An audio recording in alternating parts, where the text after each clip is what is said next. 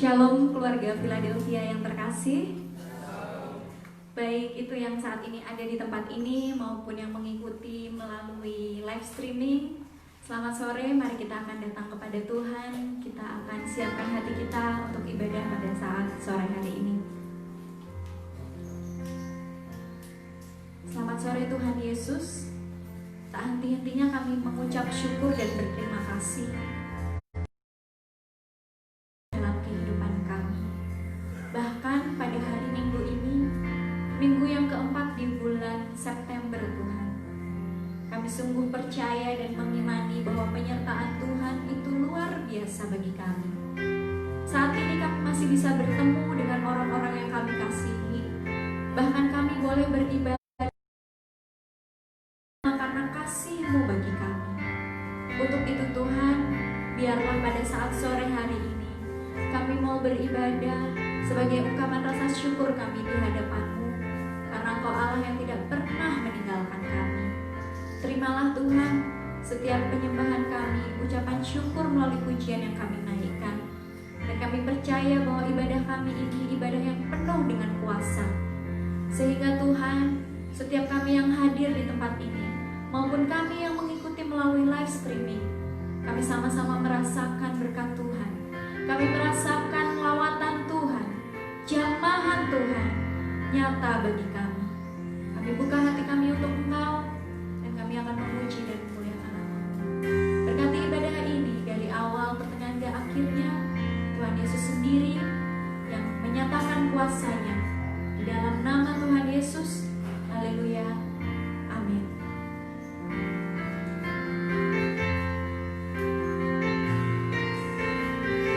Mari kita siapkan hati kita. Kita akan memandang kasih Tuhan, wajah Tuhan. Kasih Yesus indah dalam hidupku. Kasih Yesus indah dalam hidupku, menghiasi hati dan jiwaku. Ku tak dapat hidup tanpa kasih-Mu Tuhan. Pegang tanganku sepanjang jalanku. Kasih Yesus indah dalam hidupku, menghiasi hati dan jiwaku. Ku tak dapat hidup tanpa kasih-Mu Tuhan. Pegang tanganku sepanjang jalanku. Kasih Yesus mengalir dalamku seperti sungai yang tak pernah kering. Kasih Yesus membebat hatiku. Dalam kasih-Mu ku merasa teduh. Katakan kasih Yesus, kasih Yesus indah dalam hidupku,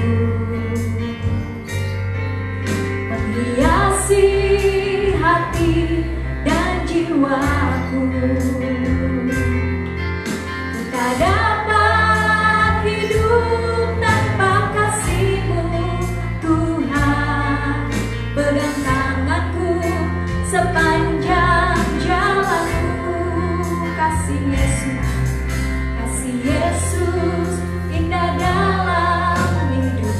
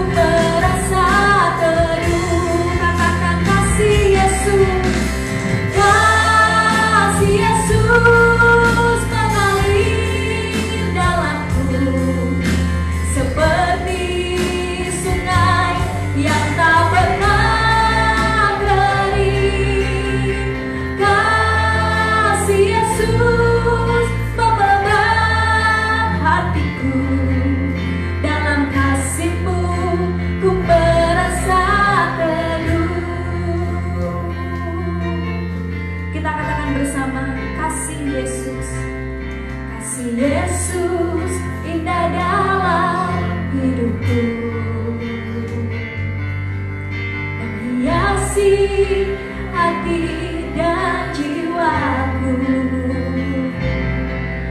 Ku tak dapat hidup tanpa kasih-Mu Tuhan. Pegang tanganku sepanjang jalanku, katakan kasih Yesus. Kasih Yesus mengalir dalamku seperti sungai yang tak pernah kering.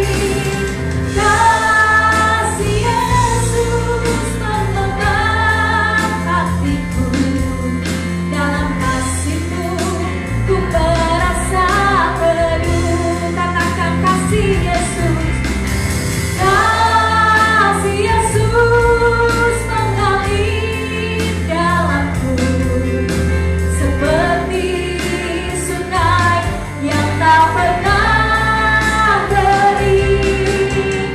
Kasih Yesus memegang hatiku, dalam kasih-Mu ku merasa teduh. Kasih Yesus.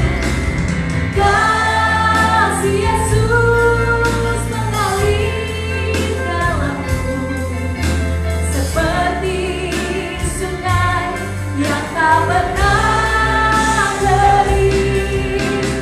Kasih Yesus memegang hatiku, dalam kasih-Mu ku merasa teduh.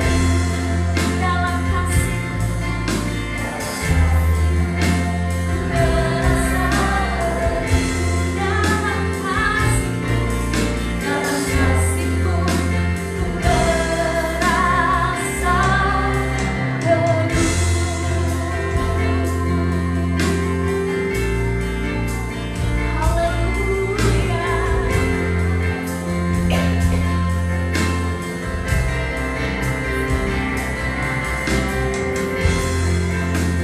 terima kasih Tuhan,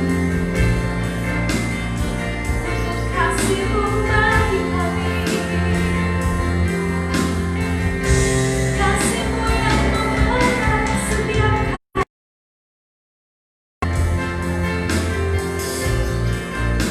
memulihkan hati kami Tuhan.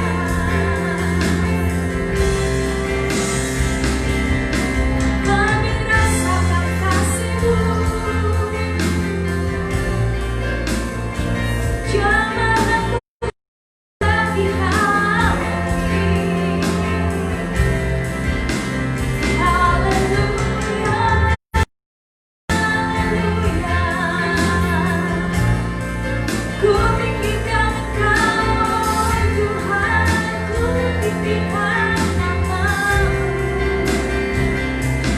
Yesus segalanya, Engkau segalanya Tuhan. Di dalam hidup kami, di dalam hati kami. Syukur bagi-Mu, syukur bagi-Mu Tuhan. Haleluya. Kami akan sembah kami akan mengagungkan kami Tuhan kepada Yesus. Haleluya, haleluya, haleluya.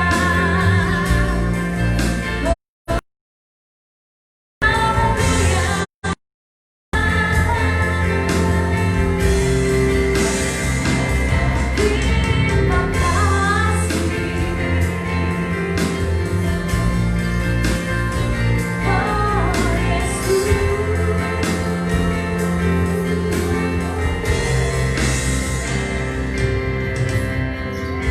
Saya undang jemaat Tuhan untuk bangkit berdiri bersama.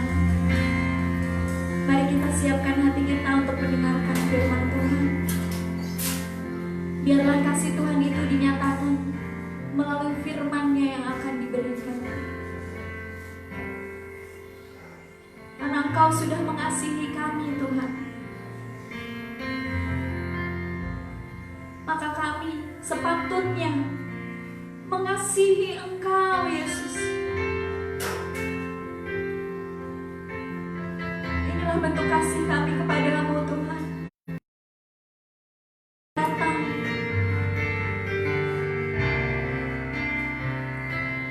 Aku mengasihi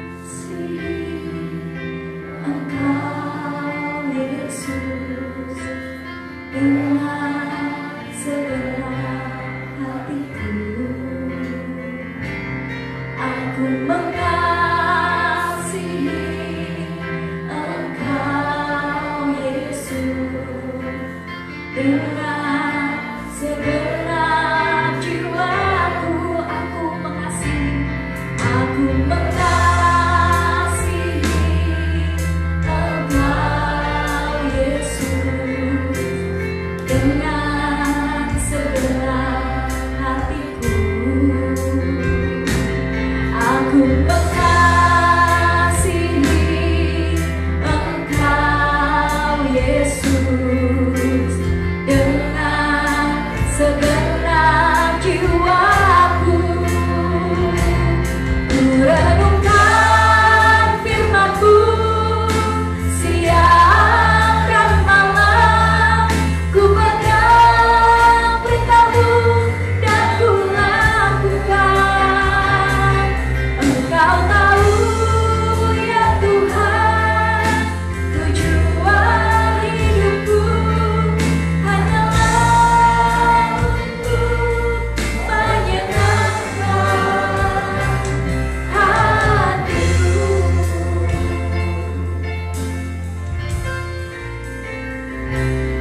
Aku mengasihi Engkau Yesus dengan segenap hatiku. Aku mengasihi Engkau. Aku mengasihi Engkau Yesus. Ya Yesus, dengan segenap jiwaku. Ku renungkan firman-Mu siang dan malam. Ku pegang perintah-Mu dan ku lakukan. Engkau tahu Tuhan, ya Yesus, tujuan hidupku hanyalah untuk menyenangkan. Ku renungkan firman-Mu siang dan malam.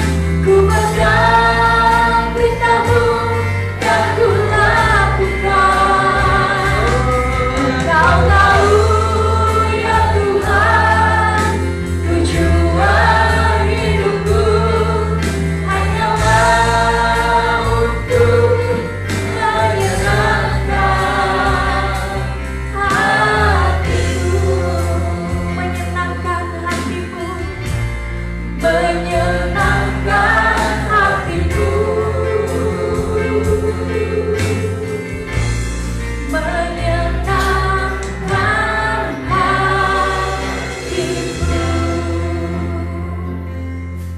Benar Tuhan, Bela ini menjadi komitmen kami bahwa kami mau terus merenungkan kebenaran firman-Mu itu siang dan malam, sehingga firman-Mu itu merema Tuhan, hidup menjadi firman Tuhan yang hidup di dalam setiap hidup kami. Berkatilah hamba-Mu Tuhan, berkatilah kami, sehingga firman yang disampaikan dapat menjadi kekuatan bagi kami, menyembuhkan kami, menguatkan kami. Dalam nama Yesus, haleluya, amin.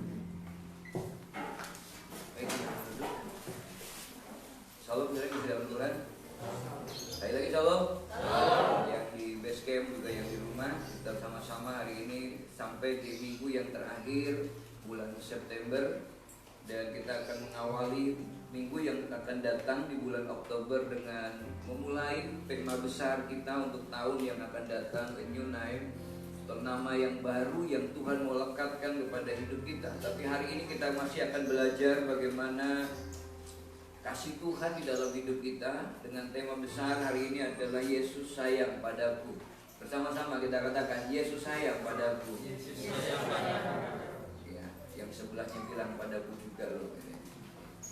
Saudara, mari kita akan membaca firman ini dari Mazmur 103 ayat 13. Kita baca bersama-sama 2, 3. Seperti Bapa sayang kepada anak-anaknya, demikian Tuhan sayang kepada orang-orang yang takut akan Dia. Saudara dikasih dalam Tuhan, firman ini saya terinspirasi dari sebuah lagu anak-anak yang ditulis dari sebuah puisi sebenarnya tadinya. Berawal dari puisi yang ditulis oleh Anna Bartlett Warner, lalu kemudian menjadi satu lagu anak-anak yang begitu indah. Tapi kalau saya merenungkan lagu itu, sebenarnya itu bukan lagu untuk anak-anak saja, tetapi lagu untuk kita, orang yang dewasa. Coba ada yang bisa nyanyi pujian lagu ini? Yesus sayang padaku, Alkitab mengajarku, walau kecil dan lemah aku ini miliknya. Yesus sayang padaku, Alkitab mengajarku, walau kecil dan lemah aku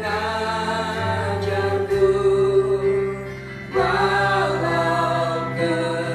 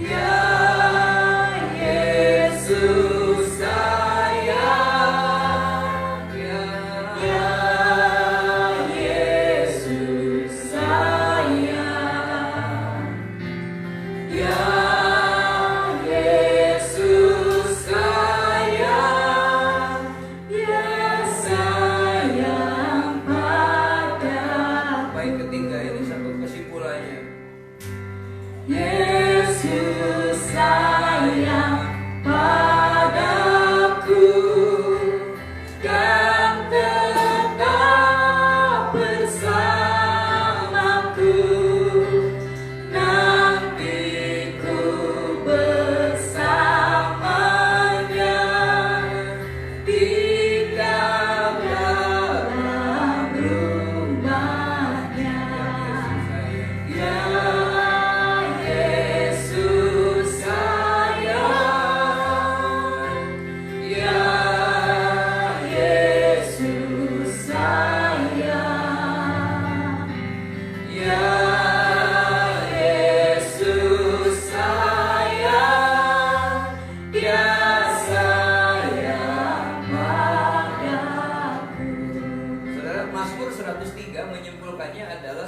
Bapa sayang kepada anaknya.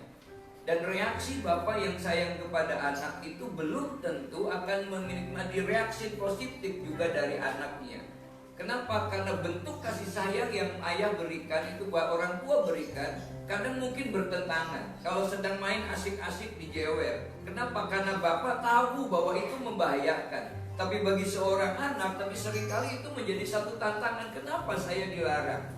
Tapi sebaliknya kalau kita dinakali, anak-anak dinakali orang lain, maka dia akan dengan bangga berkata, tak kandake bapakku loh, gitu kan. Saya kasih tahu bapaknya, walaupun bapaknya itu mungkin kecil, tidak punya apa-apa, tapi katakan bangga. Ketika ada ketakutan begitu dekat orang tuanya, ada kebanggaan, ada ketenangan. Bunyi ketakutan yang luar biasa, tinggal dekat orang tuanya tenang. Bahkan ketika ingin dapatkan sesuatu, orang tua hanya bilang, ya sabar ya nak, nanti kalau ayah punya uang pasti akan dibelikan. Kapan nantinya itu? Gak jelas, tapi sudah ada kebanggaan. Seperti bapak sayang anak, demikian juga seperti anak yang bisa menikmati kasih sayang orang tua. Nah saudara dikasih dalam Tuhan, apa sih yang nikmat, yang indah dari pujian tadi? Yang mestinya memang itu bukan lagu anak-anak, tapi menjadi gambaran dari orang yang bisa menikmati dari setiap kalimat yang ada. Apa keindahannya? Dari kedalaman makna yang terdapat pada puisi itu adalah mengungkapkan isi hati Yesus yang begitu ringkas, yang mengisyaratkan seseorang untuk mengenal kasih Tuhan, bahwa meskipun banyak tantangan, meskipun banyak kegagalan, meskipun jatuh di dalam kekejian, kalau kita ada di dalam kasih Tuhan, kita akan tetap bersama dengan Tuhan. Begitu indah pujian tadi katakan, Alkitab mengajarku, walau kecil dan lemah, aku ini miliknya. Walaupun kita tidak berdaya, kita mungkin berada dalam keterpurukan, kita ini milik Tuhan. Ada kebanggaan di dalam hatinya, dalam hati kita. Sampai kapan? Kalau ada kesulitan, kata firman Tuhan, ayo mari ikut jejak kasihnya, jejak kakinya, karena Tuhan selalu akan menuntun kita ke masa depan yang penuh dengan pengharapan. Bahkan Alkitab bilang di sini, tetaplah bersamaku, nantiku bersamanya, tinggal di dalam rumahnya. Sampai kapan kita bersama Tuhan? Dari dunia sampai kehidupan yang kekal. Pertanyaannya adalah apakah kita bisa merasakan atau tidak kasih Tuhan di dalam hidup ini? Mengapa banyak orang mengeluh? Mengapa banyak orang yang tidak bisa menikmati hidup ini? Karena dia tidak bisa menikmati kasihnya. Seperti bapa sayang pada anaknya, seperti anak yang menikmati kasih orang tua. Berulang kali saya berikan contoh, kalau anak-anak dilempar-lempar, dimainin saja, kita anak itu akan tertawa. Digendong-gendong, dilempar gini akan dia tertawa, terkekek. Kenapa? Dia senang. Karena dia tidak ada ketakutan sedikit pun bahwa orang tua begitu lempar, bablas, diceplukkan, kan tidak mungkin. Dia senang, itulah kebahagiaan. Kenapa? Dia menikmati. Sedang di gudang ya namanya. Apa? Ya, di gudang. Oh ya, di gudang gitu ya. Sedang disayang. Ya, itu terletak. Jadi bagaimana kita, apakah kita menikmati itu? Atau hari ini kita sedang merasa kok Tuhan jauh, kok Tuhan gak sayang padaku. Padahal Tuhan itu pasti sayang. Tuhan menyatakan dengan pada kasihnya kepada kita itu mutlak berdasarkan kasih Tuhan, bukan berdasarkan kehebatan kita. Terletak kepada Tuhan pada janjinya dan kasih karunia Tuhan, bukan kepada kehebatan Tuhan kita, bukan kepada kebenaran kita. Sebab Tuhan bilang kebenaran kita itu seperti kain kotor. Nah, apa yang bisa kita lakukan supaya kita bisa menikmati kasih Tuhan dan sayangnya Tuhan di dalam hidup kita? Seperti pujian tadi, walaupun susah, walaupun senang, dia bisa berkata, Yesus sayang padaku.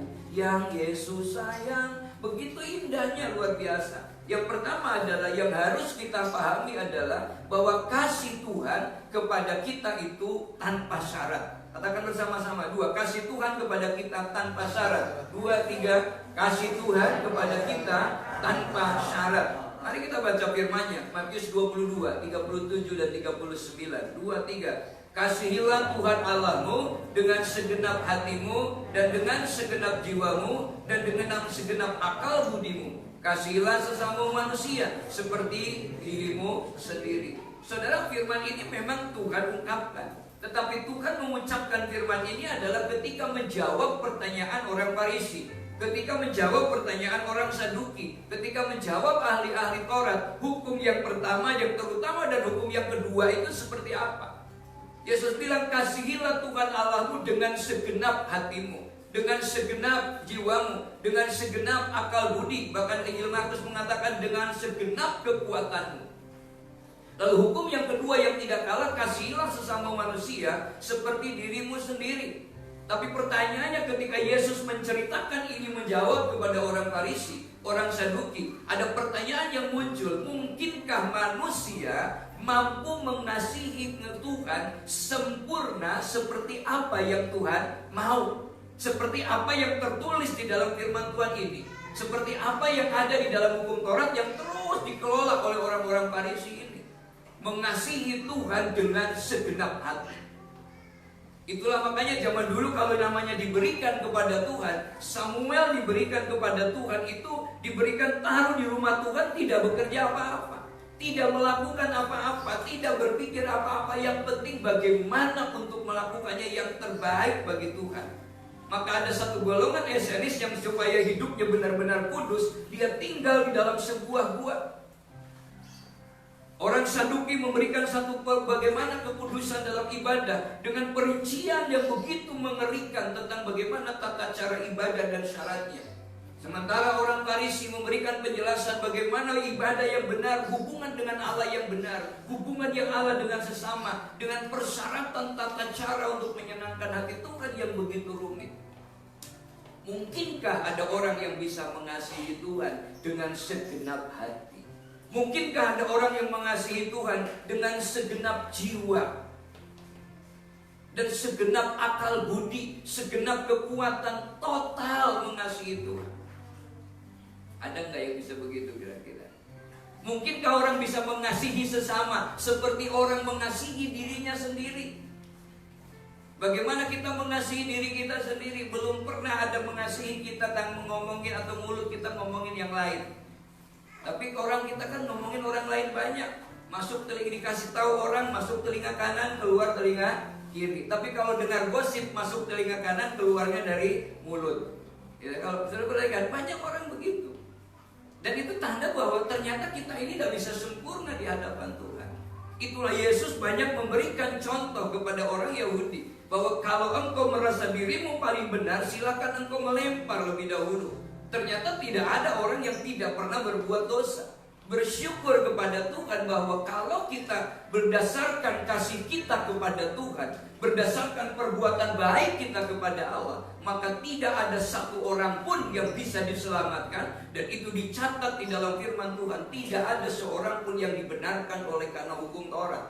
Tapi oleh karena hukum Taurat, manusia mengenal akan dosanya. Bersyukur kepada Tuhan di sini bahwa Tuhan mengasihi kita tanpa syarat. Tuhan mengasihi kita murni, tulus dan luar biasa apa adanya kita. Ketika kita datang kepada Tuhan, siapapun kita, bahkan Alkitab mencontohkan anak yang bungsu, anak yang penuh dosa, anak yang tubuhnya bau, pakaiannya tidak pernah diganti. Begitu dia sampai kepada rumah bapaknya, Yesus tidak pernah memberi contoh, ayo mandi dulu, ayo keramas dulu. Dia katakan, ayo peluk dulu, dirangkul dulu, baru dipulihkan seluruh kehidupannya, dipulihkan hatinya, dipulihkan jiwanya, dipulihkan kepercayaannya. Maka pemulihan yang lain itu menyusul. Ketika ganti dia jubahnya, ganti kasutnya, berikan cincin yang baru, kata Tuhan. Berikan pesta yang hebat sebagai satu pengakuan bahwa ada di dalam Tuhan itu kembali berhak atas apa yang Tuhan janjikan bagi hidup kita, masa depan kita, masa depan yang penuh dengan pengharapan. Karena Tuhan berjanji, aku datang supaya kita memiliki hidup dan hidup di dalam segala kelimpahan. Jadi bukan karena perbuatan kita, karena siapa kita di hadapan Allah, yaitu sebagai kekasih hatinya Tuhan. Wajar kalau orang Kristen, orang percaya berani bernyanyi di hadapan Tuhan, Yesus kekasih jiwaku, sungguh ku percaya padamu. Saudara, kita berani menyanyikan itu karena memang Tuhan yang mendeklarasikannya kepada kita bahwa engkau kekasihku. Tuhan menyebutkan kita ini kekasihnya Allah. Nah, kita layak untuk mendeklarasikan itu. Nah, kalau kita kekasihnya Tuhan, kekasih manusia aja kadang mau diperhatikan, apalagi kita kekasihnya Tuhan.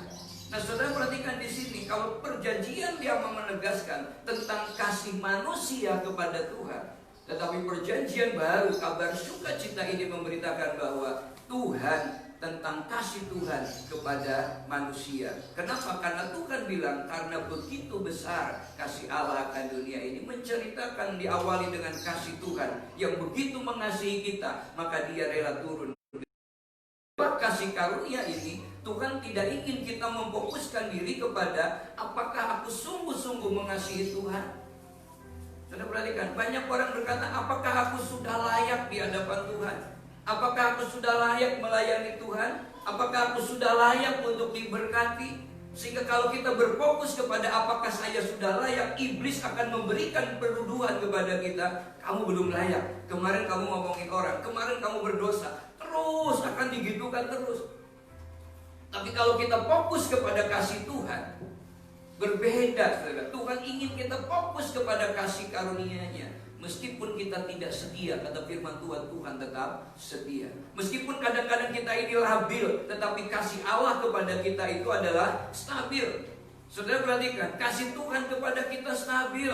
Meskipun mungkin ekonomi kita sedang labil, ekonomi Tuhan itu tidak pernah labil. Meskipun kita belum tahu keadaannya, tapi Tuhan tahu betul apa yang mau kita terima dalam hidup ini. Saudara perhatikan di sini, yang harus ada dalam hati kita adalah pertanyaan. Apakah aku tahu betapa Tuhan mengasihiku saat ini? Apakah saya benar-benar mengerti bahwa Tuhan itu mengasihi saya? Itu yang harus muncul. Apakah saya percaya bahwa Tuhan itu mengasihi saya saat ini? Kenapa? Karena banyak orang terpuruk tidak bisa bangkit karena dia merasa Tuhan tidak mengasihi. Bahwa Tuhan begitu jauh. Padahal Tuhan itu kasihnya kepada kita selalu stabil.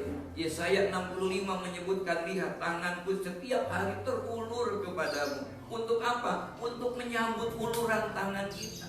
Tuhan sudah terulur, apakah kita menyambut uluran tangan itu? Saudara, itulah sayangnya Tuhan bagi kita. Maka ketika Yesus sayang kepada kita, saya percaya sayangnya Tuhan itu adalah sayang yang tidak pernah bisa dilepaskan oleh apapun juga. Karena itu yang dicatat dalam Roma pasal 8 ayat 38 dan 39. Sebab aku yakin bahwa baik maut, baik hidup, baik malaikat-malaikat tidak akan dapat memisahkan kita dari kasih Allah yang ada di dalam Kristus Yesus Tuhan kita. Saudara, ketika kita menyadari bahwa kasih Tuhan tanpa syarat, maka kita berbangga, berbahagia. Kenapa? Karena kita punya pengharapan yang sama. Siapapun kita, Allah kita sama. Maka kita berhak atas setiap janji Tuhan, kondisi apapun dalam kehidupan kita. Indonesia, mungkin dunia hari-hari ini sedang menghadapi masa-masa krisis oleh karena pandemi yang tidak berkepanjangan atau yang tidak berkesudahan, belum berkesudahan hari ini. Tapi kalau kita melihat dalam kehidupan kita sehari-hari, ekonomi kita adalah ekonomi kerakyatan. Rakyatnya sampai hari ini tidak sulit, masih tetap bisa makan, masih tetap bisa berpengharapan. Cuma daya beli kita untuk memberikan dampak yang besar bagi pendapatan negara mungkin berkurang. Kenapa? Karena mungkin kita mengerem untuk belanja yang sifatnya berlebihan. Tetapi kalau kita melihat dalam hidup kita, pemeliharaan kita ini luar biasa. Pemeliharaan Tuhan begitu hebat. Maka saya percaya, saudara kasih dalam Tuhan, yang terpenting dari hidup kita hari ini ada kesadaran dari hidup kita. Apakah kita sadar, apakah kita percaya bahwa Yesus benar-benar sayang kepada kita. Kalau Yesus sayang kepada kita, sebagaimana Bapak sayang kepada anaknya, sebagaimana orang tua sayang kepada anaknya, kadang-kadang kita merelakan sebagai orang tua yang penting anak-anak kita. Saudara, itu yang terjadi, yang sering kali kita melihat di dalam hidup kita. Kita berkatakan seperti Bapak sayang anaknya. Itulah kasih Tuhan kepada kita. Kalau hari ini mulai mengeluh, ayo kita belajar untuk mengimani dulu. Hitung setiap berkat Tuhan. Apakah kita begitu bisa menghitung kebaikan Tuhan? Yang kedua, kasih karena Yesus sayang kepada kita, bukan hanya sayang tanpa syarat, tetapi kuasa Tuhan itu adalah sanggup untuk mengatasi kegagalan. Kalau Yesus sayang, dia sanggup mengatasi persoalan yang terjadi dalam hidup kita. Itu akan mengantarkan kita kepada pemahaman, kepada pengenalan, dan kepada pengalaman pribadi dengan Allah. Tuhan sudah memberikan gambaran contohnya seperti itu. Bahwa setiap yang terjadi, tapi tujuannya adalah supaya Tuhan dipermuliakan di dalam hidup kita, supaya kita menikmati kasih Tuhan. Pak, hari ini kok gagal? Ya, mungkin menurut manusia ini sedang gagal, tetapi menurut Tuhan ini adalah proses untuk sampai kepada promosi, proses untuk sampai kepada tingkatan yang lebih tinggi. Nah saudara, dan itulah yang terjadi kalau kita baca Efesus 1 ayat 18 dan 19. Dan supaya ia menjadikan mata hatimu terang, bukan mata secara jasmani yang terang, tetapi mata hati yang kita terang, agar kamu mengerti pengharapan apakah yang terkandung di dalam panggilannya. Tuhan memanggil kita itu ada pengharapan bagi kita. Apa pengharapannya? Apa yang mau kita dapatkan setelah kita ikut Tuhan? Sorga, Pak. Yes, itu pasti sorga. Tapi di dunia pun Tuhan tidak pernah meninggalkan ketika Dia bilang, aku menyertai engkau. Nah pengharapan ini yang harus ada. Kenapa tidak bisa ada dalam hidup orang percaya? Karena mata hatinya dibutakan. Nah maka itu mengatakan supaya ia menjadikan mata hatimu terang. Betapa kaya dan kekayanya kemuliaan bagian yang ditentukan olehnya bagi orang-orang kudus. Bagi kita, orang-orang yang sudah dikuduskan. Dan ayat yang ke-19-nya, dan betapa hebat kuasanya bagi kita yang percaya sesuai dengan kekuatan kuasanya. Saudara, mari kita belajar, dan pujian ini menjadi pujian kebanggaan kalau kami di sekolah Alkitab. Satu ayat ini diulang-ulang menjadi pujian yang betul-betul memberikan pengharapan. Betapa hebat kuasanya bagi kita, bagi kita, sesuai dengan kekuatan kuasanya. Betapa hebat kuasa Tuhan. Perhatikan, ini satu pujian yang betul-betul harus ada. Kuasa di dalam mengatasi setiap kegagalan. Apa yang hari ini kita merasa gagal di dalam hidup ini? Gagal di dalam bergaul, gagal di dalam hubungan, gagal di dalam memanage sesuatu, gagal dalam memanage diri sendiri. Seringkali orang ke dalam keadaan frustasi, dalam keadaan penuh kemarahan. Biasanya kita mengucapkan kata-kata yang saling menyakitkan, yang membuat kemudian kita merasa tertuduh. Karena orang yang normal, semarah-marahnya orang, kalau dia sudah mengucapkan kemarahannya, pasti ada perasaan menyesal. Dan orang yang sudah mengalami penyesalan itu kadang merasa tertuduh, kadang merasa gagal, kadang merasa tidak berdaya. Yang dibutuhkan pada waktu itu adalah kesadaran bahwa kita ini sudah diampuni. Kesadaran bahwa kita ini Tuhan sudah mengasihi kita. Kalau kita percaya dan tunduk kepada Tuhan, Tuhan tidak akan membiarkan, atau kita tidak dapat membiarkan kasih-Nya Tuhan. Yang harus kita lakukan adalah biarkan kasih Tuhan itu melebur di dalam hidup kita, yang memampukan kita kemudian untuk mengasihi Tuhan, mengasihi sesama, diri kita, dan kita bangkit dari keterpurukan bukan lagi dengan kekuatan kita, tapi dengan kekuatan yang Tuhan berikan. Sebagaimana firman minggu yang lalu, bagaimana perempuan Samaria itu bangkit dari keterpurukan setelah dia bertemu dengan Tuhan, dan dia mampu mendeklarasikan kepada orang lain siapa Tuhan yang dia temukan di dalam hidupnya. Apakah ekonominya sudah dipulihkan? Belum. Apakah kehidupannya yang lain sudah dipulihkan? Belum. Tapi kepercayaan dirinya, keyakinannya, pengakuan dari Tuhan yang membuat dan berani berkata kepada orang lain, saya sudah bertemu dengan Tuhan, saya sudah menikmati Mesias. Dan ini yang kemudian mencatat berikutnya, walaupun tidak dijelaskan, orang itu kemudian menikmati pengakuan yang luar biasa.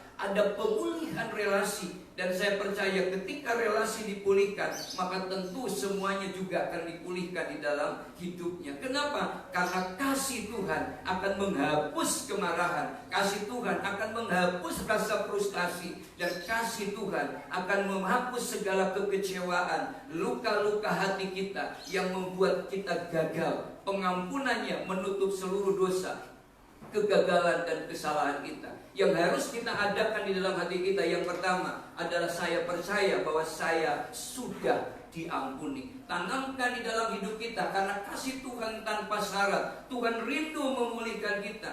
Mulailah tanamkan di dalam hati kita, sebesar apapun dosa kita, sejauh apapun kedalaman jatuh kita. Kalau kita percaya, yang pertama, saya sudah diampuni oleh Tuhan. Kenapa? Ketika kita yakin Tuhan sudah mengampuni kita, maka hubungan kita dengan Allah menjadi dekat, bukan jauh lagi. Kenapa? Karena kita percaya kalau kita sudah diampuni, maka Tuhan benar-benar tinggal diam di dalam hidup kita. Firman Tuhan menyebutnya, sebab kamu tahu bahwa kamu telah ditebus dari cara hidupmu yang sia-sia, yang kamu warisi dari nenek moyangmu itu bukan dengan barang panah, tetapi, perhatikan, bukan pula dengan perak atau emas, melainkan dengan darah yang mahal, yaitu darah Yesus Kristus, yang sama seperti darah anak domba, yang tidak bernoda dan tidak bercacat, yang ditebus dari cara hidupmu. Tebus berarti dari sesuatu yang sebelumnya kita digadaikan, tergadai kepada kekuasaan iblis, tergadai kepada belenggu kejatuhan, belenggu keterpurukan, belenggu ketidakberdayaan. Akhirnya belenggu bahwa saya terlalu jauh hubungannya dengan Tuhan. Tapi Tuhan katakan kamu sudah ditebus. Kalau saudara tahu bahwa mungkin cincin ini adalah barang yang katakanlah mahal, ada di tangan saya, taruhnya di jari manis. Suatu kali cincin ini masukkan ke tempat gading, ya kan, begitu dimasukin kita terima, kita ini tergadai. Memang di sana dibungkus, tapi ditaruhnya kita tahu nggak ditaruh di mana? Nggak tahu. Dimasukkan plastik, ditaruh, ditutup. Saya berangkat mungkin yang di dalam ini ngobrol, kapan ya kita bebas, ya kan? Kapan ya kita bisa ini lagi, gitu kan? Di sana sedang melamun. Kapan bebasnya? Waktu kita sudah tebus, ditebus, diterima, maka lalu masuk lagi ke jari manis lagi. Bebas kan, orang bisa melihat lagi, untuk doa bisa kelihatan, di jalan kadang diginikan. Gitu.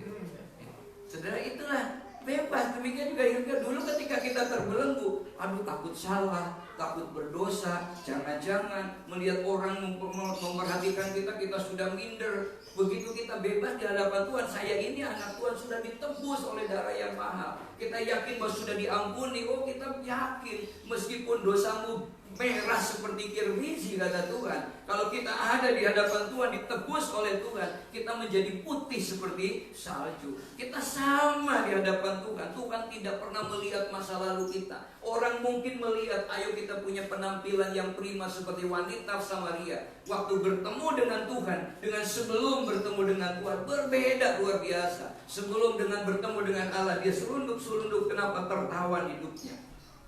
Tetapi begitu bertemu dengan Tuhan, dia bebas. Walaupun di rumahnya masih ada orang lain, masa lalunya masih kelam, tapi sekarang dia ada kemungkinan untuk bangkit, ada kesempatan untuk dipulihkan. Kenapa? Dia percaya, ada pengakuan dari sesama. Maka ketika itu bisa terjadi, solusi tentang suaminya yang sekarang bukan suaminya pun pasti akan diselesaikan. Masa depannya pasti akan ceria kembali. Kenapa? Karena besok, mulai besok hari, dia tidak lagi harus sembunyi-sembunyi keluar. Sekarang bisa setiap saat keluar. Kenapa? Karena saya menjadi orang yang sama seperti orang lain. Saya ini adalah biji mata Tuhan, berharga di mata Tuhan. Saudara, yang pertama, saya sudah diampuni. Untuk itu aktifkan iman kita, dan lihatlah bahwa kita ini benar di hadapan Tuhan. Bukan karena kebenaran kita, tapi karena darah Yesus yang sudah menebus kita. Walaupun untuk benar itu memang perlu dituntut. Dituntut apa? Kerelaan untuk diproses. Begitu lamanya mungkin di dalam, menurut saya kalau membersihkan di kamar mandi, apa yang saya berikan? Kasih odol, digosok-gosok. Perih nggak dikasih odol? Perih. Mungkin dia bilang, aduh ampun perih pak, gitu ya. Tapi begitu dicuci jadi kinclong, bagus banget. Walaupun ini nggak laku untuk pribadi, saudara, tapi ini karena luar biasa. Nah, kita juga sama. Kalau hati nurani kita ini sedang menuntut hukuman kalau kita gagal. Kalau kita gagal, wah ini karena dosa pasti. Kalau kita jatuh, ini gara-gara ini gara-gara itu. Kalau kita jernih di hadapan Tuhan, kata Tuhan begini, Allah turut bekerja dalam segala perkara untuk mendatangkan kebaikan. Ayub itu tidak pernah salah, Yusuf itu tidak pernah berbuat dosa, ya Daud itu tidak pernah berbuat kesalahan, Sadrak, Mesak, Abednego nggak pernah berbuat kesalahan, Daniel nggak pernah berbuat kesalahan. Tapi kenapa dia mengalami semua itu? Tapi Tuhan izinkan kalau kita melihat cerita itu, bahwa semua itu terjadi supaya nama Tuhan dipermuliakan. Bagaimana kalau kita salah? Yes, Yunus itu salah.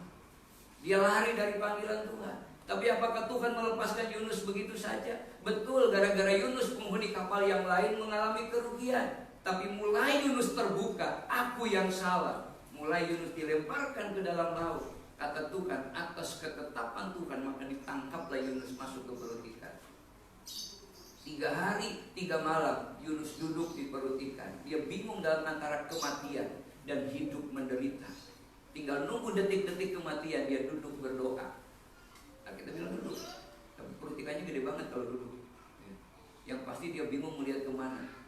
Dan dia berdoa di situ. Doa di dalam perut ikan yang tidak ada kesempatan untuk melakukan apapun. Ketika dia melakukan pertobatan, dosa yang kemarin dia lari dari pelariannya tidak diperhitungkan oleh Tuhan. Alkitab mencatat tiba-tiba ikannya juga tidak nyaman hatinya. 3 hari perjalanan dari mulai Yafo terus mau ke Tarsus, dia balik lagi ke Niniwe dan dimuntahkan Yunus di Niniwe. Kalau tadi Yunus harus jalan kaki ke Niniwe, sekarang Yunus tidak perlu jalan kaki, sudah ada di Niniwe. Ternyata bentuk Yunus yang penuh dengan lendir, pucat, lendir lengket kemana-mana. Orang semua lihat itu hantu apa-apa. Tiba-tiba dia ngomong khotbah yang paling pendek sepanjang sejarah Alkitab. Hanya 1 ayat saja khotbahnya. Tapi seluruh kota dimenangkan. Kenapa? Karena pertobatan Yunus yang begitu luar biasa. Kita juga bisa dipakai Tuhan. Hati itulah, maka setiap kali dakwaan itu hadir,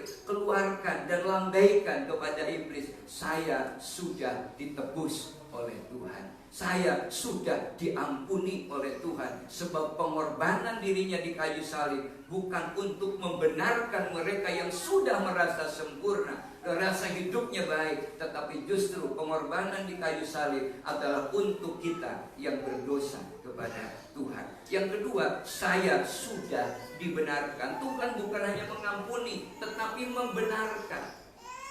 Saudara, Daud itu pernah sembunyi-sembunyi. Dia tidak mau menceritakan dosanya. Dan waktu dia sembunyi itu dia berkata demikian, waktu aku berdiam diri, tangan Tuhan itu menekan tulang-tulangnya. Begitu sakit tulang-tulangnya. Tetapi ketika dia mengungkapkan semuanya, Mazmur 32 ayat 1 berkata, berbahagialah orang yang diampuni pelanggarannya, yang dosanya ditutupi. Berbahagialah yang kesalahannya tidak diperhitungkan Tuhan, dan yang tidak berjiwa penipu. Saudara yang dikasih dalam Tuhan, ia mati untuk membebaskan orang bersalah dari siksaan rasa bersalah. Menyakitkan rasa bersalah itu gak akan pernah orang bangkit. Mau bisnis, mau usaha apapun susah. Kenapa? Karena masih ada rasa bersalah. Mau karir apapun akan gagal. Kenapa? Masih ada perasaan bersalah terus. Akan menyembuhkan orang sakit kasih Tuhan itu, dan membenarkan yang kemudian orang yang terus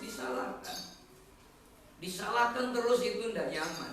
Tapi Tuhan sudah membenarkan kita. Begitu Dia mengampuni kita, maka Bapa tidak melihat dosa kita lagi. Kenapa? Karena ada Yesus yang dalam hidup kita. Maka diutuhkan orang yang percaya kepada Tuhan dibenarkan bukan karena kebenarannya, tapi karena korban Yesus yang ada di dalam hidup kita. Itulah Injil, itulah kabar sukacita bahwa iman kita kepada Tuhan diperhitungkan menjadi kebenaran. Injil adalah kuasa Tuhan untuk menyelamatkan orang yang percaya, menyelamatkan supaya kita selamat, supaya kita mendapatkan shalom, kesejahteraan, umur panjang. Shalom itu usahanya berhasil. Shalom itu artinya sehat walafiat. Shalom itu berarti sesuatu yang baik secara komprehensif. Itu berarti ketika kita sudah diampuni dan dibenarkan, harapan kita dalam segenap hidup kita adalah shalom itu. Nah, saudara dikasih dalam Tuhan. Dan yang ketiga yang harus kita yakini adalah saya dikasihi Tuhan. Dikasihi manusia aja kita senang, apalagi dikasihi Tuhan. Yesus berkata kepada seorang perempuan, dosamu telah diampuni. Ketika dia berdosanya begitu besar, Yesus bilang begini lagi, imanmu telah menyelamatkan engkau, pergilah dengan selamat. Saudara perhatikan, bukan hanya sekedar dosa sudah diampuni, sekarang dia dibenarkan dan pergi dengan shalom, kata Tuhan. Shalom selamat dari penghukuman akhirat. Shalom selamat dari rasa takut, rasa bersalah. Shalom untuk dia bisa beraktivitas normal lagi seperti yang lain. Itu berarti shalom untuk dia bisa menikmati pengharapan hidup yang penuh dengan kemenangan bersama dengan Tuhan. Itulah makanya kenapa, karena hati Yesus itu dipenuhi oleh kasih dan belas kasihan kepada siapa? Kepada setiap orang yang gagal. Setiap orang yang merasa gagal, siapapun yang mendengar dan menjumpai Yesus tentang kasih-Nya, lalu datang kepada Tuhan, seperti Bartimeus, seperti perempuan pendarahan, seperti wanita Kanani, dan seperti orang-orang lain yang datang kepada Tuhan, orang yang membawa orang lumpuh kepada Tuhan. Dia tahu betul untuk bertemu dengan Tuhan sulit, bukan karena Yesusnya yang sulit ditemui, tapi seringkali orang-orang yang ada di sekitar Yesus itulah yang kemudian menghambatnya. Kenapa? Karena ada perasaan tertuduh, perasaan tidak layak. Tapi orang-orang itu dengan gairah datang kepada Tuhan, kepada orang yang lumpuh berkata, bangunlah, angkatlah tilammu dan pulanglah engkau. Kepada yang lumpuh sebelah tangannya, keseimbangan hidupnya tidak ada, bekerja tidak bisa lagi, tapi Yesus katakan, angkat tanganmu dan sembuh seketika. Padahal menurut orang itu hari Sabat, hari yang tidak layak untuk melakukan sesuatu. Tapi bagi Yesus tidak ada hari yang tidak baik atau hari baik. Semua hari baik bagi kita orang yang percaya kepada Tuhan. Kenapa? Karena saya sudah dikasihi Tuhan. Katakan bersama-sama, saya sudah dikasihi Tuhan. Saudara, orang beriman telah dibasuh oleh darah Yesus. Dan harus tegas kita harus percaya pada diri dan berani berbicara kepada Tuhan. Tentang apa? Tentang kelemahan kita. Banyak orang berbicara kepada orang lain dengan tentang kelebihan kita, tapi kita jarang jujur kepada Tuhan tentang kelemahan kita. Daud berani menceritakan kelemahannya. Suatu kali Daud diceritain oleh Nathan, ada seorang yang kaya, ada seorang yang tidak kaya. Dan orang yang tidak kaya itu punya kambing satu-satunya, tapi kemudian kambing itu beranak dan ternyata diminta. Dan orang kaya itu tidak mau mempersembahkan kambingnya, mengorbankannya, dia ambil orang yang ini. Kata Nathan, bagaimana menurutmu orang ini? Harus dihukum mati, kata Nathan. Engkaulah orangnya. Saudara, perhatikan demikian perumpamaan yang begitu luar biasa. Tapi ini sering kita teguran. Betapa orang itu lebih mudah menceritakan sesuatu yang hebat tentang orang lain, tapi tentang dirinya kadang kita lupa untuk menceritakan tentang kelemahannya. Ayo kita belajar. Kalau kita sudah diampuni Tuhan, kalau kita sudah dibenarkan Tuhan, kalau dikasihi Tuhan, jangan segan untuk kita berbicara tentang kekurangan, tentang kelemahan. Sebab begitu kita lemah, kata Tuhan, kuasa Tuhan yang akan nyata. Paulus pernah berkata kepada Tuhan, Tuhan, aku sudah berdoa, kenapa kau tidak sembuh? Orang lain diberi sapu tangan, Paulus saja sembuh. Orang lain kena bayangan, Petrus saja sembuh. Tapi kata Tuhan, cukuplah kasih karuniaku bagimu, sebab di dalam kelemahanlah kuasaku menjadi sempurna, menjadi nyata. Yang terakhir, saudara, berserah kepada kasih-Nya. Yang pertama, kita tahu Tuhan mengasihi tanpa syarat. Yang kedua, kita tahu kasih Tuhan akan mengangkat kita dari kegagalan. Dan yang ketiga, apa yang harus kita lakukan? Berserah kepada kasih Tuhan. Tuhan menciptakan kita itu bukan sembarangan loh, tapi Alkitab Imago Dei, menurut rupa dan gambarnya Allah. Tuhan menciptakan kita seperti itu, menurut rupa dan gambar Tuhan. Artinya salah satu yang menurut rupa dan gambar Allah, kita diciptakan memiliki perasaan. Itulah maka salah satu cara terbaik untuk mengalami kasih Tuhan adalah dengan menyerahkan diri kita sepenuhnya kepada Tuhan dan menyembah Dia. Kasih Tuhan kepada kita bukan konsep teologi saja, tapi kasih kita kepada Tuhan atau kasih Tuhan kepada kita adalah luapan perasaan. Sadarkah kita bahwa Tuhan mengasihi kita itu karena luapan perasaan kasih-Nya Tuhan? Ketika Tuhan bilang karena begitu besar kasih Allah. Seberapa besar sih begitu besar itu? Ada ukurannya? Tidak ada. Tapi saking besarnya, kata Tuhan, siapapun kita tidak disebutkan kriterianya. Kepada manusia, kepada kita begitu besar. Itu luapan perasaan Tuhan. Alangkah meluapnya hati Tuhan lagi kalau kasih Tuhan yang begitu meluap bagi kita itu kita responi dengan luapan yang sama untuk kita mengasihi Tuhan.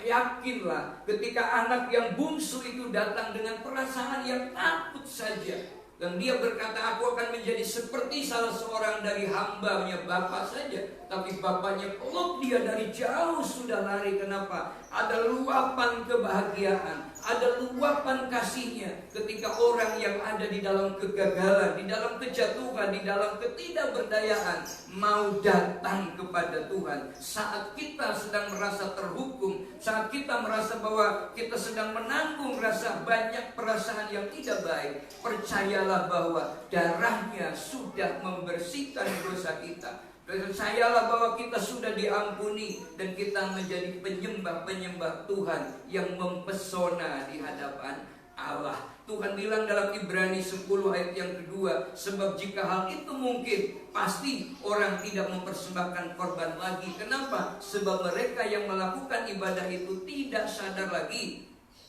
akan dosa setelah disucikan sekali lagi untuk selama-lamanya. Tidak sadar lagi akan dosa, bukan besok melakukan dosa. Artinya sudah tidak lagi mampu melakukan dosa. Kenapa? Karena ada kasih yang ada dalam hidupnya.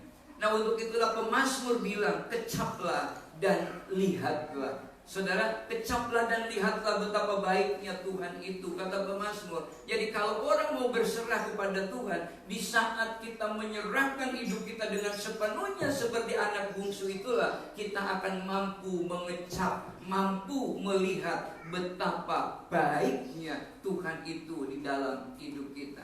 Pertanyaannya hari ini, apakah kita percaya akan kasih Tuhan yang hebat itu bagi kita? Apakah kita percaya bahwa Yesus sayang kepada kita? Saudara, mari hari ini letakkanlah seluruh kekurangan kita, letakkanlah seluruh kelemahan kita di depan bawah kakinya, menangislah di hadiratnya. Lalu kita akan mulai menyaksikan ketakutan kita akan keadaan di sekeliling kita, ketakutan kita akan ekonomi kita, ketakutan kita akan rasa bersalah, gangguan penyakit dan gangguan fungsi tubuh yang lain secara otomatis akan lenyap ketika kita menyembah, menyerahkan diri sepenuhnya kepada Tuhan, seraya kita menaikkan pujian yang begitu indah yang tadi dinyanyikan pada awal sebelum firman ini. Kita nyanyikan pujian ini. Aku mengasihi Tuhan.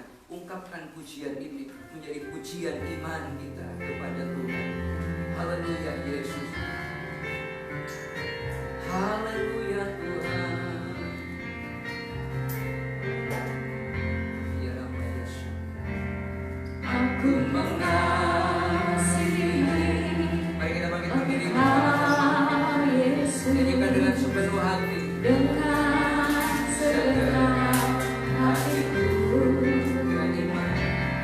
Aku mengasihi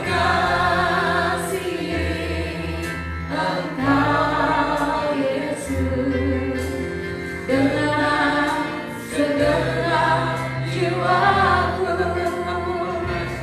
Aku mengasihi Engkau Yesus dengan segenap hatiku.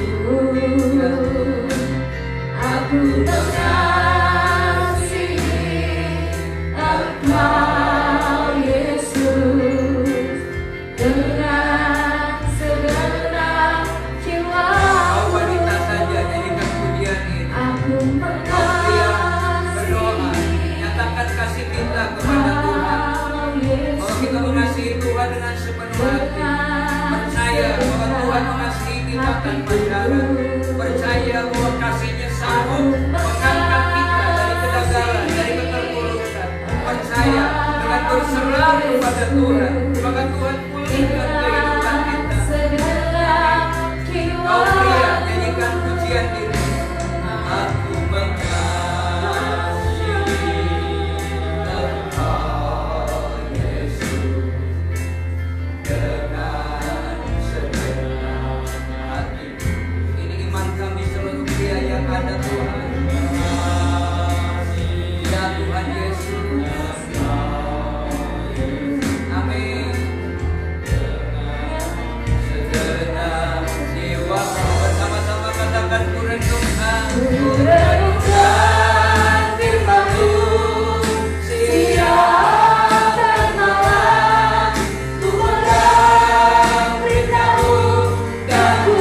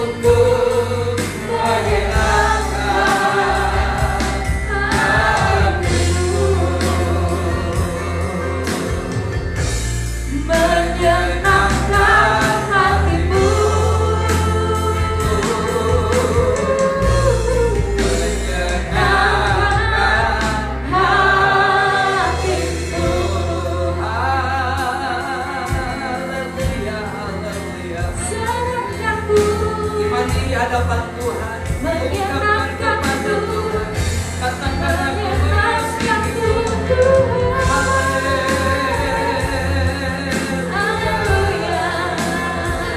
Kami nikmati sayangmu Tuhan, kami nikmati kasih-Mu, kami nikmati karunia-Mu bagi kami.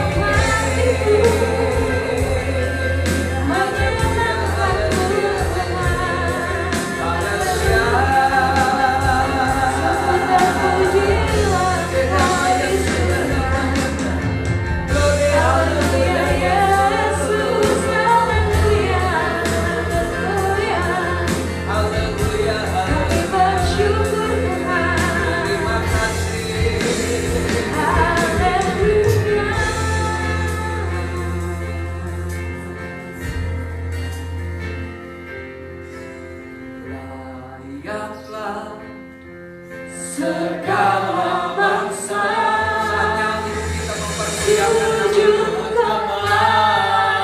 ketika kita sudah dipulihkan Tuhan, ayo kita sama-sama bertekad untuk bagaimana Tuhan memuliakan dalam hidup kita.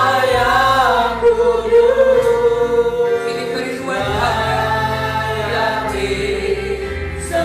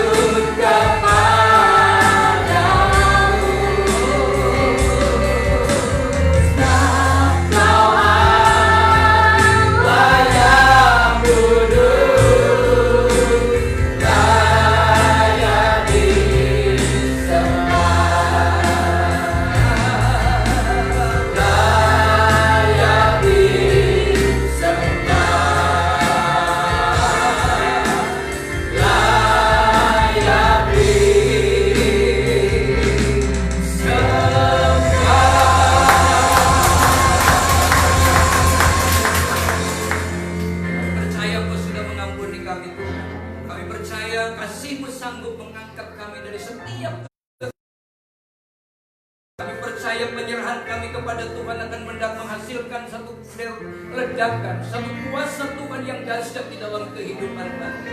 Karena kami tahu Yesus sayang kepada kami. Terima kasih Tuhan, biarlah kami sanggup mengimplementasikan sayangnya Tuhan itu di dalam kehidupan kami. Orang melihat kasih-Mu yang besar dari karya-Mu yang besar di dalam hidup kami. Terima kasih Tuhan, dan kami belajar mengimani bahwa hidupku bukannya aku lagi, tetapi Kristus yang hidup di dalam hidup kami. Terima kasih Tuhan, berkati bangsa dan negara kami, berkati pemimpin kami, berkati kota di mana Tuhan tempatkan kami, bahkan lingkungan di mana kami berada. Terima kasih Tuhan, kami bersyukur buat seluruh keluarga besar, saudara-saudara kami, baik yang hari ini beribadah, yang live streaming di rumah, maupun yang hari ini tidak sempat lawat Tuhan. Biarlah kami boleh menikmati kehadiran Tuhan di dalam hidup kami, dan Tuhan tetap dipermuliakan. Terpujilah nama-Mu ketika Engkau menjadi pusat di dalam hidup kami. Kami percaya tidak ada yang mustahil bagi kami yang percaya kepada Allah. Di dalam nama Tuhan Yesus, kami siap untuk menerima berkat Tuhan. Katakan kita bersama-sama, Tuhan memberkati Engkau dan melindungi Engkau. Tuhan menyertai Engkau dengan wajah-Nya dan memberi Engkau kasih karunia. Tuhan menghadapkan wajah-Nya kepadamu dan memberi Engkau damai sejahtera mulai sore ini sampai Maranatha. Tuhan Yesus datang yang kedua kali. Yang percaya diberkati Tuhan, sama-sama katakan amin.